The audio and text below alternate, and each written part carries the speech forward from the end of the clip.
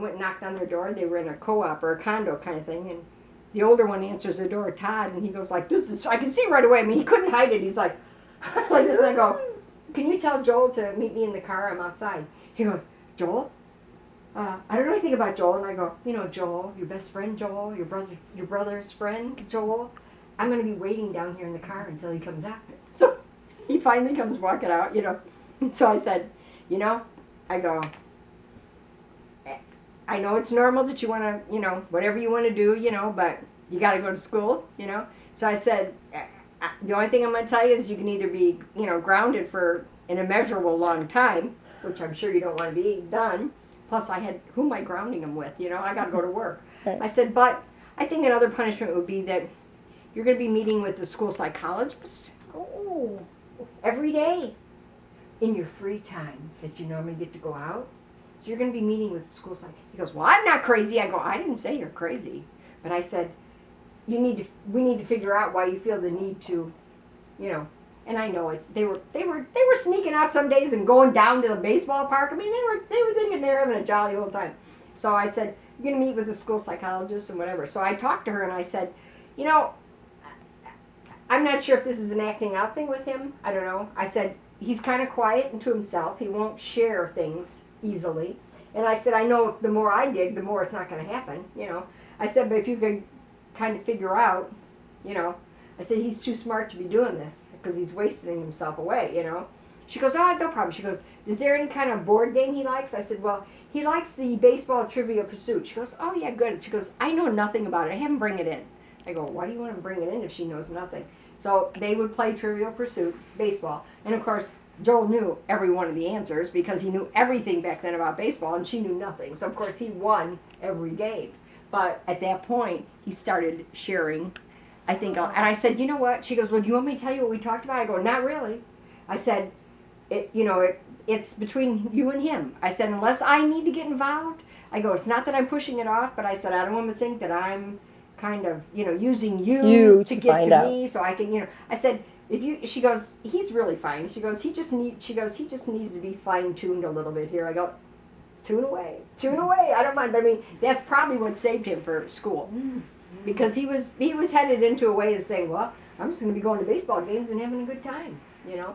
So that was the smartest thing I ever did.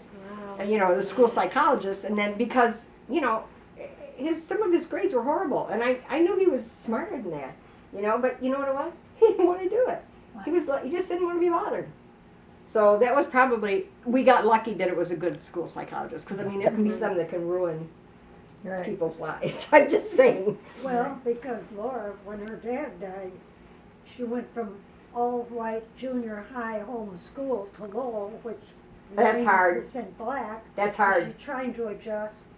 And then I'm hearing from the principal that, you know, now he died in July. School started in September at that time. And I'm hearing from them that, well, you know, the psychologist says she really should have an upper hand on this. And she really, you know, the thing, of course, black kids were bothering her. Only years later did I discover at church, one of the black families, one of their boys was a year older than her. He protected her. And he would tell the other, "Don't mess with her or you're going to mess with me." Mm-hmm. And I guess one of her other girlfriends from Holmes. But you talk about the counselors and all. And then they suggested, well, that I call and try. I said, "I work full time. Look, I got to feed us and all that. Don't give," well, we'd like maybe a phone conversation. And this is what I'm getting, you know. "Well, you know, Mrs. Rogers, it's been, what, 2 months?" I said, 2 months. This is a 12-year-old It might take years. It might take years. That part of her foundation, her very thing. Exactly. And is Mom going to be able to pay the rent and buy the snap out of it in 2 months? Yeah, really? So counselors, right. I always, and because I just happened to think of it a year or two ago, and I went up to that black family again, and I said, "Stephanie, I just really got to tell you," because that boy has since died in an automobile accident.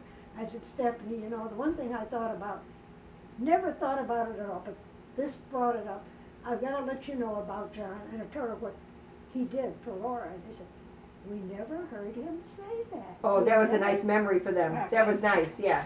But Yeah. counselors, Yeah, well, he had 2 teachers in junior high that they decided when I went for a parent-teacher meeting, and I don't know if this is around the time that he was skipping school too or whatever, and actually Todd and David were basically good kids, but they had parents that kind of, they could just do whatever they wanted. You know what I'm saying? And they were respectful to me, but you could just tell that they would smart mouth off to other people. You just knew it, right? So, I mean, Joel's hanging around with them, and he's feeling his own, so he's probably smart mouthing too, which I wouldn't put it past him, okay?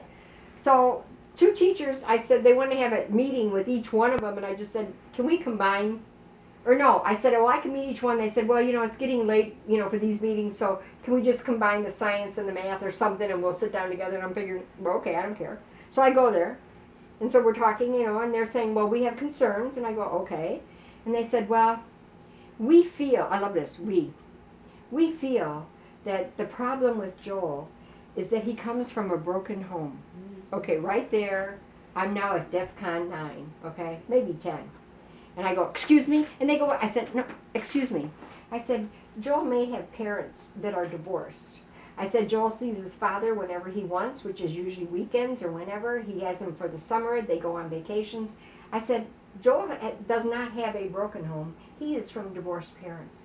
I said, whatever you decided was a broken home, you should be ashamed of yourself. And they both went like, well, I said, your job is to teach. You are not a psychologist. I said, I'll have you know, I'll have you know that last year, your district psychologist met with Joel for 6 months. And she told him that he was one of the most balanced and level kids, that he doesn't need to see her anymore. I said, so are you going against your school psychologist that I think has a little bit more education than you? And they're going, well, you're taking the offensive on this, and I think you're being very defensive. And I said, no, I'm being how you're taking it. You're judging my son.